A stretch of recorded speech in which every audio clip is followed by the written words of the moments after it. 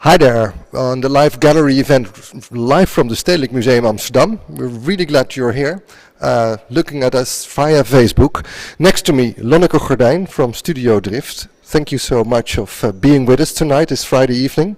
You're welcome. I'm a pleasure to be here. And we're going to talk about the work you have been created over the last years, the Obsidian project. Maybe first to explain, what is Obsidian? Obsidian is, do I hold the microphone? Okay, fine. Obsidian is actually a material that you can see in nature after a volcano eruption. It's a volcanic glass. It's very black, deep black and very sharp. And the obsidian that we use in our project is synthetic, and it comes from a factory that recycles chemical waste. So it's in a way the absolute sort of rest chemical waste you can find. It's the dirtiest of the dirtiest, and but completely on a molecular level rebuilt into a stable material, which is synthetic obsidian. So it's not natural obsidian from out of the volcano, but it's synthetic obsidian right from a sort of chemical waste factory.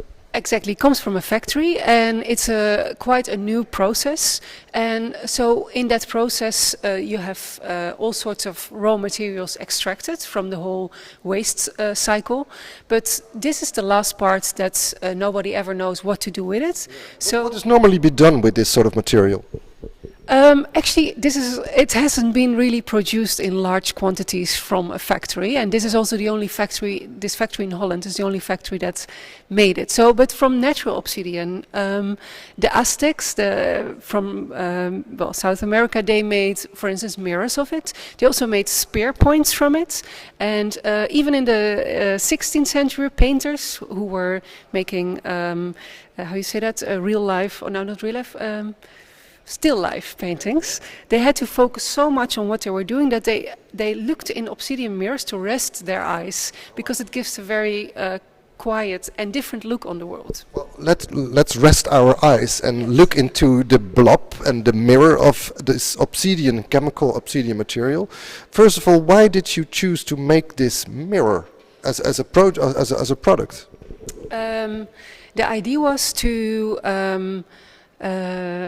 we did the research, and what I was just telling you, the natural obsidian was also used in mirrors, and it was also used to see a different reality. And because this is chemical waste, we wanted to create a new reality that you see through your own chemical waste and reevaluate that material. And so we sort of look into our own waste society. Exactly, and actually it can also have proper value and be reused completely. Because in a way this is a sort of prototype. You have just researching what can be done with it. It can be, as you have now seen and showed, it can be molten. It can be sort of put into a mold.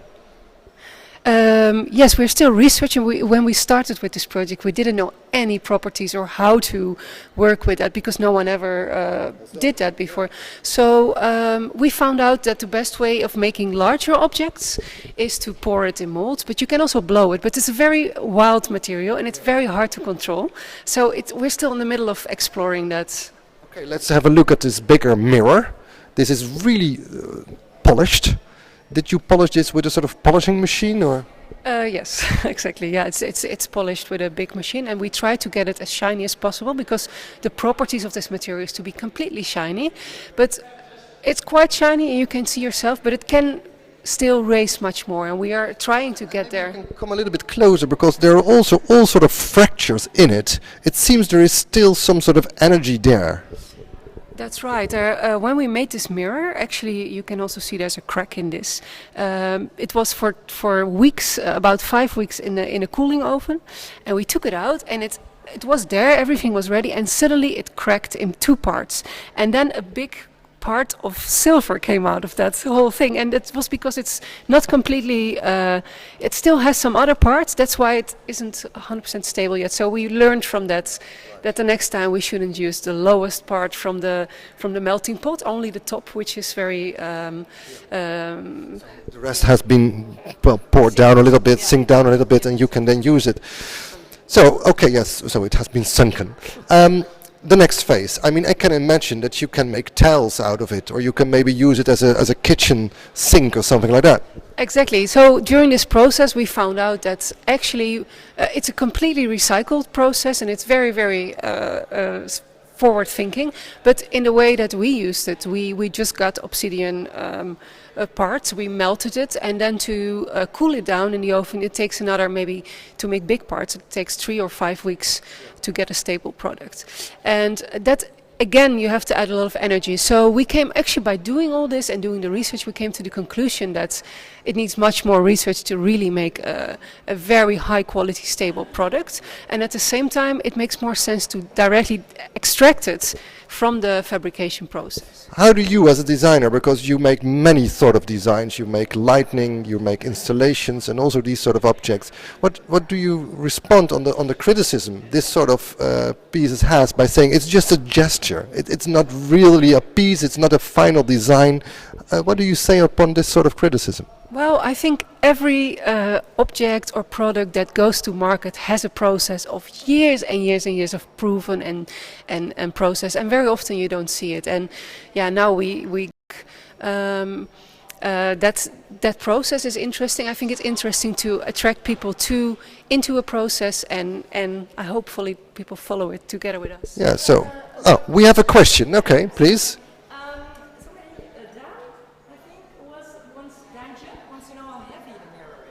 How heavy is it? It's really heavy, actually.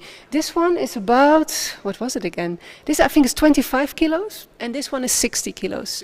So it is Really heavy, in-depth material. It's when you feel the material, it feels something between stone, metal, and glass. It's very weird. Also, it sounds weird. And so once we took it, we made that 2 years ago, and we took it to Milan, and we had to take it in our hand luggage, and we went through the security, and the radar couldn't go through at all. So we were stopped, of course, and we had to explain, and we had to show our flyers and everything.